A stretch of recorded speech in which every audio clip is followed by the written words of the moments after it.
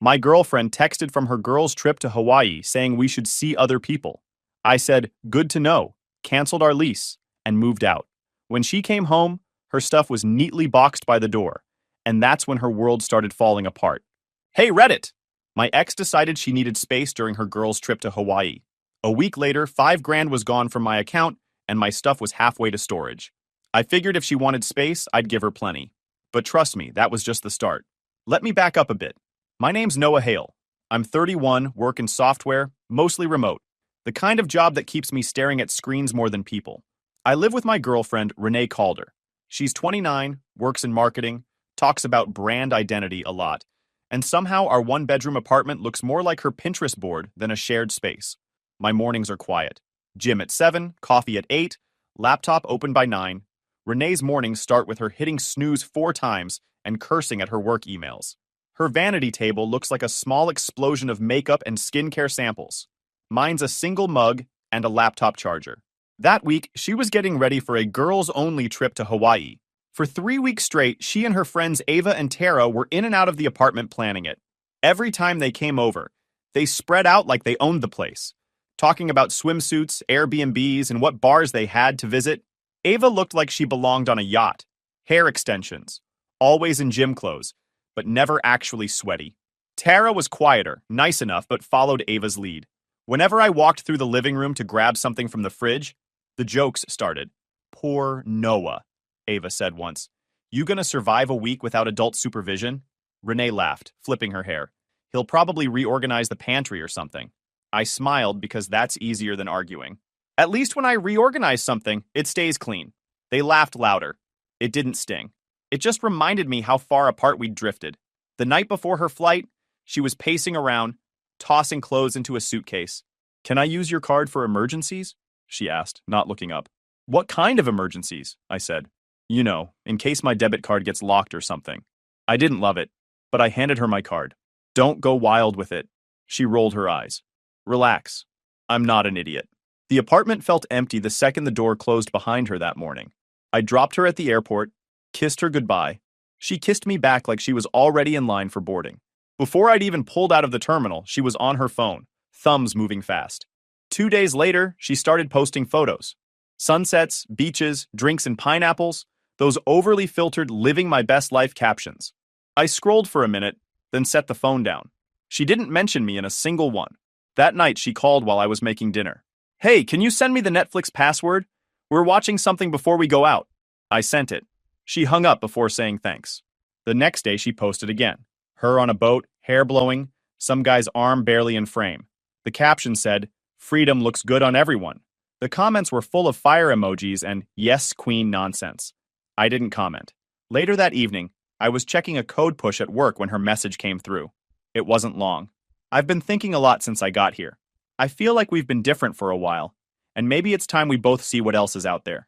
We can talk when I'm back. I read it twice. It wasn't even mean, just cold. Like a memo.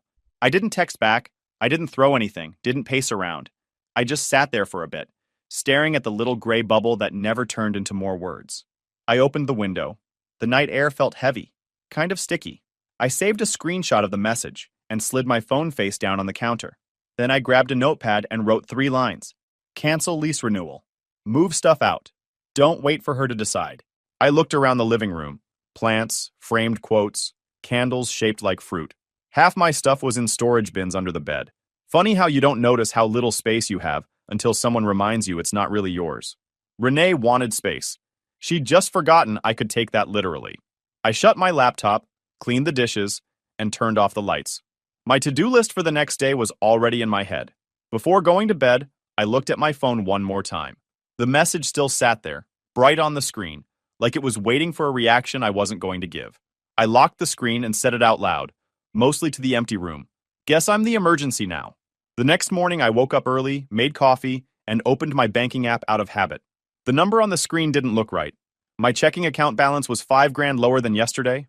I scrolled through the recent transactions. $5,287.43. 3 charges. Same day. All in Waikik. A luxury spa, a jewelry boutique, and a seaside private dining experience. I sat there staring at the phone. My card was in her wallet. I hadn't touched it since the night before she left. I called the number on the back. The woman on the line sounded half asleep but polite. Thank you for calling. How can I help? Yeah, I said. Someone just spent $5,000 of my money in Hawaii. That wasn't me. She looked it up, confirmed the transactions, and told me they'd already been processed. We can open a fraud report, Mr. Hale. You'll get an email with the case number. Do that, I said. When we hung up, I got the confirmation email. I opened my laptop, created a folder on the desktop, named it Proof, and dropped in the screenshots of every charge plus the case file. The folder looked small, but it carried weight. This was my start over button. While the coffee cooled, I thought about all the smaller money things that happened before this. Renee always forgetting her card when we went out. The rent delays. The "you make more anyway" comments that used to sound like jokes. They weren't jokes. By 9 a.m., I already knew what I had to do next. I called the landlord. His name's Paul. Good guy. Kind of slow to respond, but fair. Hey, Paul, it's Noah from 3B.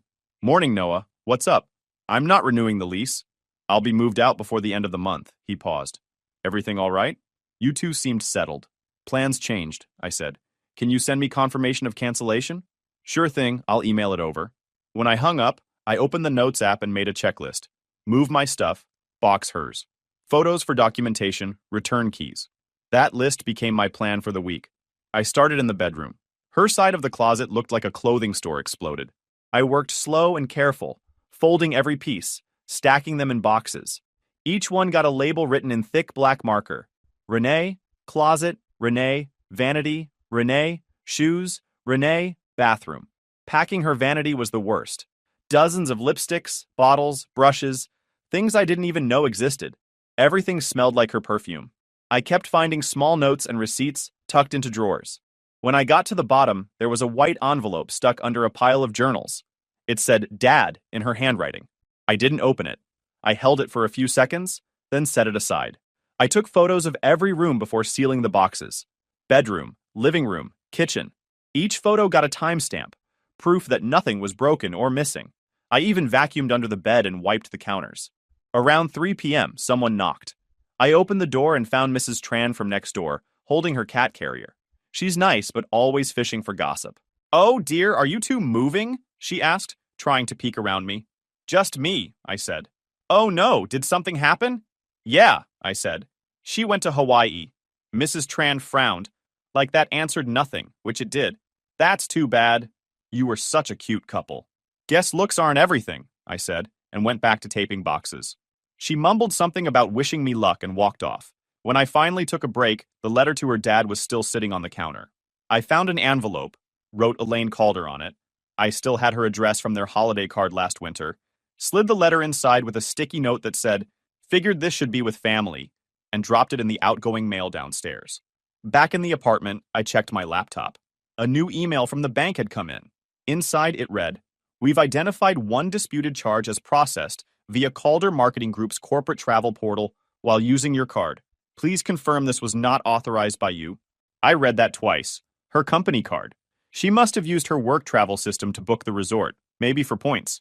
That meant her company's accounting department would see it. I replied with the same calm tone I'd used all day. Not authorized. Confirming fraud report still open. Attached every receipt, every screenshot, then hit send. I didn't need revenge. The systems she relied on were already doing it for me. As I finished taping the last box, I noticed how quiet the place felt. The constant background noise of her music, her calls, her perfume, it was all gone. Just air and space now. I moved the boxes of her stuff to one side of the living room, lined them up neatly. My side of the apartment was already empty. By evening, I'd filled 8 boxes total, 4 hers, 4 mine. The shelves looked naked. The couch looked bigger than usual. I opened the window. City noise rolled in like static. I sat down on the floor, back against the wall, and took a photo. Half-empty living room. The light from the window cutting through the middle like a line between before and after. I posted it to my social feed with one line. Some doors close themselves. No tags, no drama, just that. The phone buzzed a few minutes later. Friends liking it, a few question marks in DMs. But I didn't answer anyone. I leaned my head back against the wall and watched the sun slide down behind the buildings. The apartment smelled like cleaning spray now instead of her perfume. For the first time in a long time, it felt like I could breathe.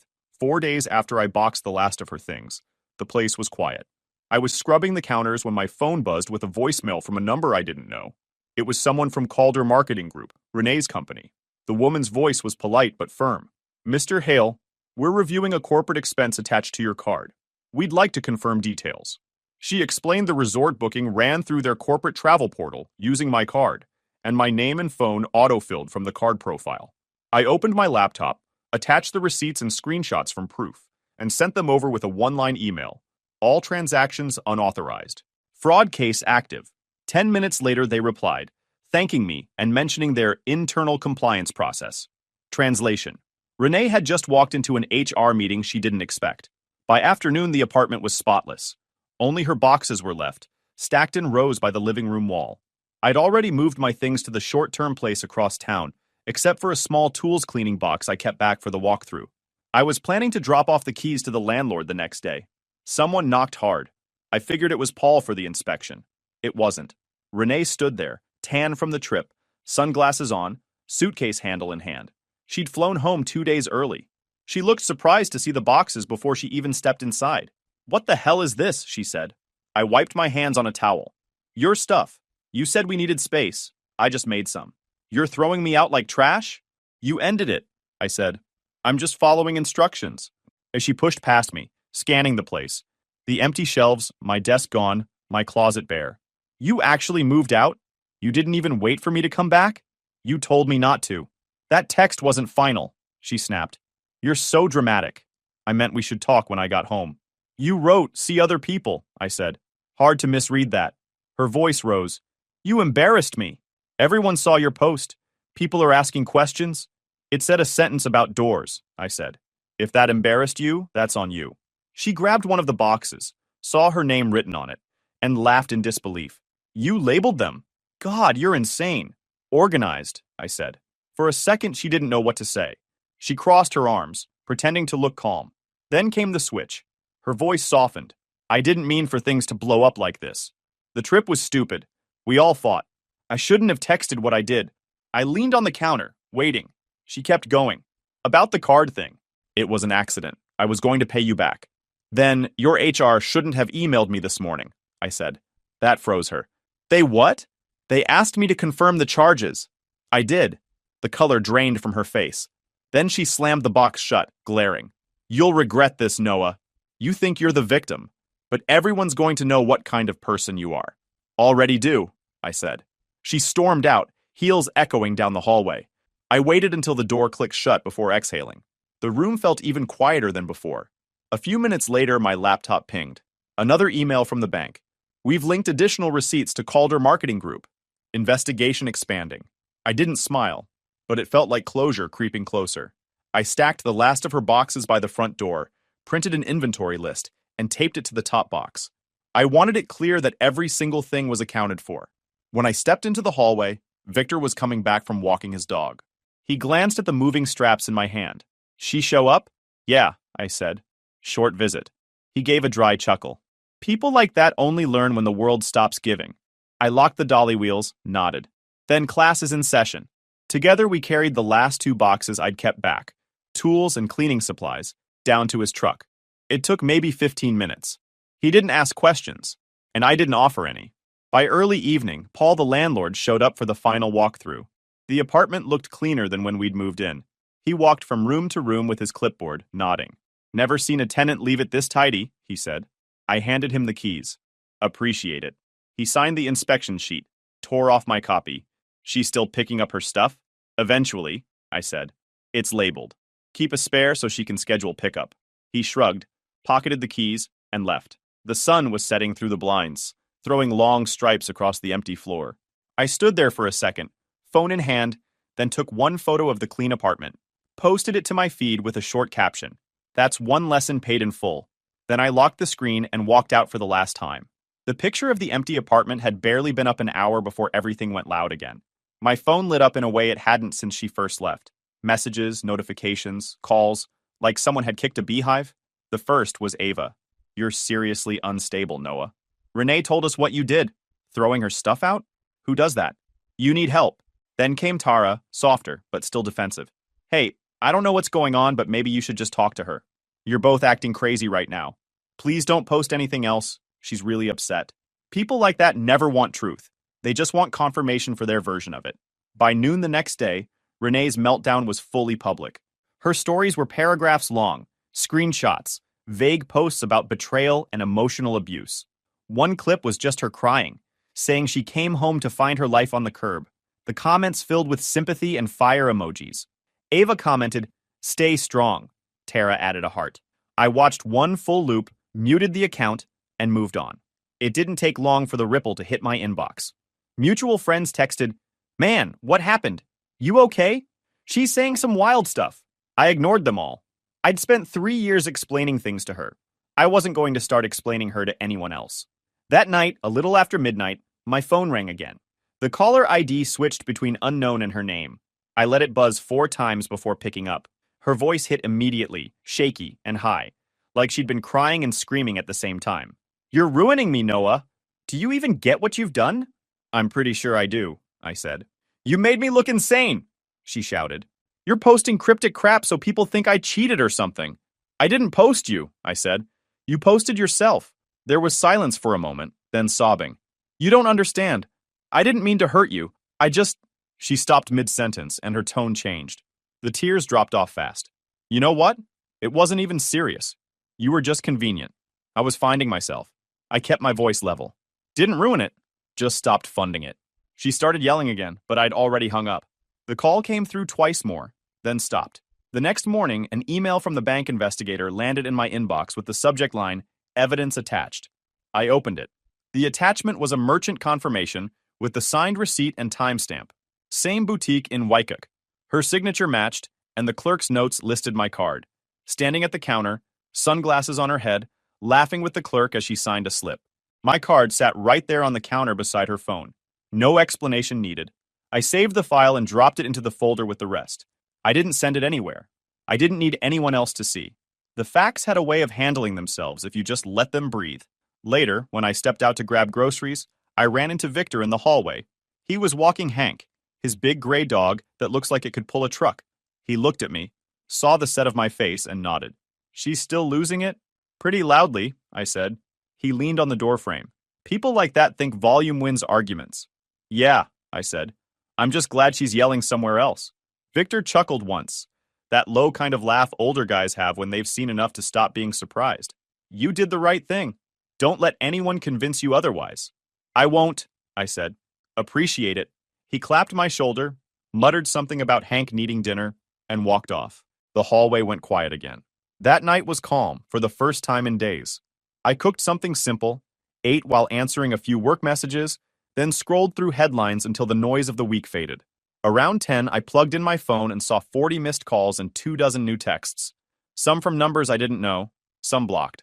Most were screenshots or half sentences that didn't make sense. The last message, though, stood out. Just one line. "You should know Lucas isn't who you think." No name, no context. I stared at it a second, then typed back, "Who's Lucas?" No reply. I checked her posts again. Nothing new yet. Just the same dramatic captions about losing everything. Maybe it was one of her friends trying to stir things. Maybe someone who wanted to feel important. Either way, I wasn't chasing it. I closed the messages, muted the number. The apartment was silent. Tires hissed on wet pavement outside. I looked at the stack of boxes I'd yet to move from storage. The photo on my feed still sitting there with quiet likes trickling in. Renee was spiraling in front of an audience, trying to rewrite a story everyone would eventually forget. I didn't need to win. I just needed to be done. It was 3 days after that strange text about Lucas when I got a message from Tara. "Hey, can we meet for coffee? Just want to clear a few things up." Not taking sides. Her name popping up surprised me. Out of all Renee's friends, Tara had always been the least loud, the one who sometimes looked uncomfortable when the other two started teasing me. I told her I could meet near my office during lunch. When I got to the cafe, she was already sitting there. Hoodie, sunglasses, coffee half gone. She looked rough, like she hadn't slept much. "I'm not here to argue," she said right away. "I just don't want you thinking I'm like them." "Didn't think you were," I said. "But I'm curious why you messaged me." She sighed and leaned forward. "You got that text about Lucas, right?" "Yeah, still don't know who that is." Her eyes flicked down to her cup. "He's the guy we met in Hawaii. Well, the guy Renee met. Kind of. It's messy." I just nodded, letting her talk. Tara took a breath. So, Lucas Wren, he's some travel influencer. Has followers, sponsors, free stays at resorts, that kind of guy. We met him the second night there. He bought us drinks, said he could get us into a private event. Renee was all over him instantly. She stopped, rubbed her forehead. The rest of the week got messy. Renee hooked up with him first. Ava did 2 nights later. I ended up with him after that. None of us knew until we got home and saw his stories. He posted clips of each of us, different days, same room. She laughed once, a humorless sound. We realized what happened when one of my friends tagged me in a post. That's when everything blew up between us. Renee called us traitors. Ava called her a liar. Lucas blocked all 3 of us before the flight back. I didn't say anything for a few seconds. She looked like she was waiting for me to explode or laugh or something. Finally, I said, "So she lost him, lost the friendship, and then came home to find out she lost the apartment. That about right?" Tara nodded. "Yeah. At least she got the group rate," I said. She actually laughed, short but real. Then she shook her head. "She's spiraling, Noah. She's trying to spin it like she ended things with him, like it was her choice. But she's been blowing up his DMs nonstop. I think she's scared of what's coming." "What's coming?" I asked. Tara leaned closer. "Her company knows about the card thing. I still work with someone in accounting. They said her expenses are under review. HR got copies of those receipts from your bank. She's on temporary leave, which basically means suspended." I leaned back, arms crossed. "Makes sense." She bit her lip. "I didn't want to reach out, but you didn't deserve how she handled any of this. She keeps telling people you were controlling and that you locked her out of the apartment. She's rewriting everything." "I figured," I said. "That's what people do when facts don't match their story." Tara nodded. "I'm just tired of it. I'm done being friends with her. Ava's pretending she's fine, but she's furious. They're posting those fake motivational quotes about loyalty and betrayal. You've probably seen them." "I muted all of them," I said. "Good call." She finished her coffee and stood up. "Anyway, I just wanted you to know the truth. You didn't imagine anything. She really was with that guy, and she's still trying to dig herself out." "Thanks for being straight with me," I said. She nodded once, then walked out without looking back. When I got home later, I opened my laptop and scrolled through social media just to see if what Tara said lined up. It did. The cracks were showing. Renee had switched her profile picture to some quote about growth through pain. Ava's latest post said, "Don't betray people who would have done anything for you." The comments were half sympathy, half gossip. Tara had gone quiet completely. Then I saw the clip. It had been uploaded by some gossip account. Grainy footage from the boutique's camera, apparently screen recorded from a clerk's private story. Renee signing a receipt, laughing. The same image the bank investigator had sent me. Whoever leaked it didn't tag me, but the comments were brutal. "So much for independent woman, LOL. Imagine using your man's card on vacation with someone else. That's wild." The sympathy she'd built up started crumbling fast. She turned off comments an hour later. A few hours after that, someone posted a screenshot of an internal memo from her company.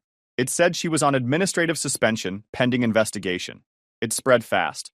Everyone in her circle either went silent or started posting those "don't believe everything you see online" messages. Ava changed her bio to "trust no one." Renee's followers started unfollowing her in big numbers. The same people who had been sending hearts were now calling her fake. I didn't post anything. I just scrolled, closed the apps, and got dressed for the gym. The next week was quiet. I worked, trained, and slept. That was it. It's strange how simple life feels when you stop reacting. I didn't need to prove anything. The truth had already done it for me. A week after the video leak, I got a call from a number I didn't recognize. I let it go to voicemail, then listened. "Hello, Noah. This is Elaine Calder, Renee's mother. I wanted to thank you for handling everything with respect." Her voice was calm, older, but steady. I called back. "Hi, Mrs. Calder," I said. She sounded almost relieved. "I got the letter you mailed me," the one Renee wrote to her father. "I appreciate you sending it instead of throwing it away. I figured it wasn't mine to keep." There was a pause. Then she said quietly, "She's done this before, you know. Makes a mess. Blames whoever's closest. I used to think it was immaturity, but it's a pattern now. You handled it better than most." "I just handled what was mine," I said. "She won't see it that way," Elaine said. "But I wanted to tell you. Thank you for not being cruel. That was never the goal." When we hung up, I dropped the call log into proof like everything else. Not to be petty, just consistent. The next morning, an email from the bank arrived. Case closed. Full refund approved. Attached was a PDF confirmation and a note from the investigator thanking me for clear documentation. I saved the file and moved it into the folder. Small victory, done cleanly. Later that day, another email popped up. This time from Renee. Subject: financial settlement. Needed you owe me for my belongings and the mental stress you caused by violating my privacy. I expect $3,000 by Friday, or I'll be taking this further. No greeting, no signature, just that. I didn't reply. I forwarded it straight to my lawyer, who had already helped with the fraud paperwork. He wrote back half an hour later, handled. Cease and desist going out today. That was that. By midweek, I started clearing the last of the furniture. A couple of items had been ours together. Sofa, table, small shelf. I sold them online, took what I got, and split it mentally. Part for savings, part for good. That afternoon, I donated a few $100s to a local program that helped people get out of bad financial situations. It felt like the right way to close the loop. On Friday, I drove back to the old building to return the last key card to the landlord. The back seat had the last of the boxes, some tools, leftover cleaning supplies, and a few things I didn't need but hadn't decided whether to toss yet. Paul met me at the front gate. You really left this place spotless, he said. Wish everyone moved out like that. Old habits, I said. He handed me a small envelope with my deposit check inside. There was a handwritten note clipped to it. Immaculate. Thank you. I was about to leave when I saw her. Renee standing outside the gate, phone in hand, eyes red like she hadn't slept. She spotted me right away and came toward the car fast. I stayed where I was. She started yelling before she reached me. You think this makes you the good guy? You lied about everything. You turned my friends against me. I rolled down the window halfway. You should go home, Renee. You ruined my life, she said, voice cracking. You want everyone to see me as some monster? Well, congratulations, you did it. Paul came outside when he heard the shouting. So did the security guard from the front desk. Ma'am, the guard said, you need to step back from the vehicle. She ignored him. You think you can just move on like nothing happened? You think this is over? Yeah, I said. It is. Security stepped between us. Paul looked embarrassed. Renee shouted a few more things I couldn't even make out before the guard guided her toward the sidewalk. I rolled the window up and waited until they were gone. No yelling, no scene. Just air conditioning humming and the faint sound of city traffic. After a minute, I pulled out of the lot. When I got to my new apartment, it was quiet. Smaller space, one bedroom, white walls, barely any furniture. Exactly what I wanted. I unpacked the essentials. Laptop, a few shirts, a chair, and my coffee maker. That was all I needed. I set the deposit check on the counter next to the keys. For the first time in months, there wasn't a single notification or message waiting for me. No clutter. No noise. Just space that finally felt like mine. 2 months later, everything looked different. Work was steady again. I was back to hitting the gym every morning before logging in. Weekends were quiet. Some running, some laundry, no drama, no noise. The new apartment felt lived in now. It wasn't fancy, but it was mine. A couch that didn't creak. A small table that doubled as a desk. A balcony that caught just enough evening sun. The biggest difference, though, was Apollo.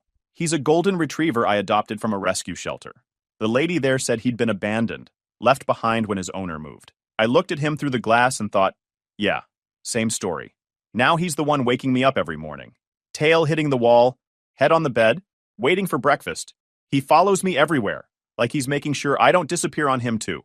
Victor came over one Friday evening carrying 2 bags of takeout and a couple of sodas. You look like a man who eats cold food too often, he said, walking straight to the balcony. Apollo loved him instantly. Probably the tone of voice, firm but calm. We sat out there while the city lights came on, eating noodles from cartons. No heavy talk, just small stuff. Work, neighbors, Victor's plans to visit his sister. Then he nodded toward Apollo, who was asleep on my feet. Good choice, he said. Dogs don't lie. People could learn from that. Yeah, I said. He doesn't ask questions, doesn't talk back, doesn't text from Hawaii. Victor laughed, quiet and short. You're doing fine, kid. Don't waste energy looking behind you. I'm not, I said. I deleted half my past already. He gave a slow nod, like that was enough. The next week, after work, I stopped by a cafe near the park. I brought my laptop to finish a few things, ordered coffee, and sat by the window. Apollo was tied outside with his water bowl, watching every person who passed like it was his job. About 20 minutes in, I looked up and froze. Renee had just walked in. She didn't see me at first. Her hair was darker, shorter. No makeup, no shine. She looked tired in that way people do when their lives haven't been going how they tell others online. Then she noticed me. Her eyes widened for a second, before she masked it with a half smile. She walked over, holding her phone like a prop. "Didn't expect to see you here," she said. Her voice was flat. I nodded once. "It's a small city." She crossed her arms. "So, you're just happy now? That easy?" I kept my tone even. "I'm fine." She tilted her head. "You think you're better than me now, huh?" I met her eyes. "No," I said. "Just better without you." That shut her up. She stood there like she wanted to say something else, but couldn't find the words. I took my coffee, gave Apollo's leash a gentle tug through the window, and left. Outside, the air felt clean. Apollo wagged his tail and pressed against my leg like he already knew it was done. When I got home that evening, the apartment was quiet except for the sound of his paws on the tile. I sat at my desk, opened my laptop, and clicked into proof for the first time in weeks. There it was. Every screenshot, every receipt, every photo. The whole mess, neatly contained. I scrolled through a few files. Her message, the bank report, the image from the boutique. None of it made me angry anymore. It just looked like evidence from a different life. I highlighted everything, hit delete, and emptied the recycle bin without a second thought. The phone buzzed almost immediately after. A notification from the bank app. Settlement posted, chargeback finalized. I smiled and opened the windows. A soft breeze came in, and Apollo jumped onto the couch, curling up like he owned it. I leaned back, looking around at the small apartment. Quiet, clean, simple. "Stay single and get a dog," I said out loud. Apollo wagged his tail once, like he agreed. It's been 2 years since everything ended, and life has a different rhythm now. No noise, no chaos. Just structure and peace. Apollo's a little bigger, a little lazier.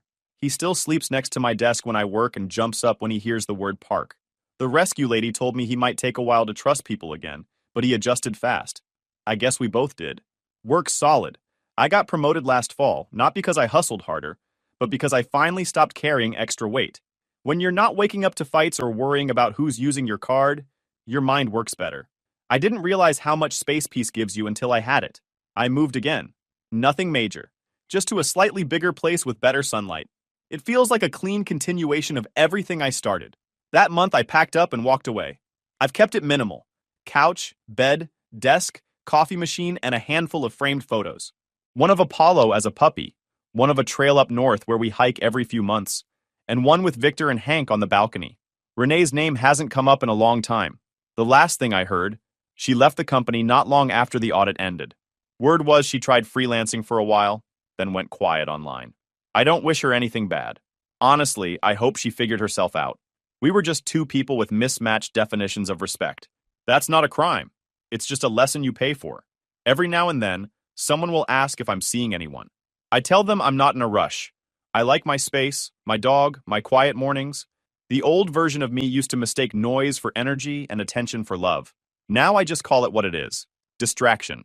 If I've learned anything, it's that peace doesn't show up like a gift. You build it, you guard it, and you don't hand it to someone who hasn't earned their own. YouTube just dropped this new hype feature. If you're hooked on this story, smash that hype button. It tells YouTube this video deserves to blow up, and it keeps even crazier stories coming your way.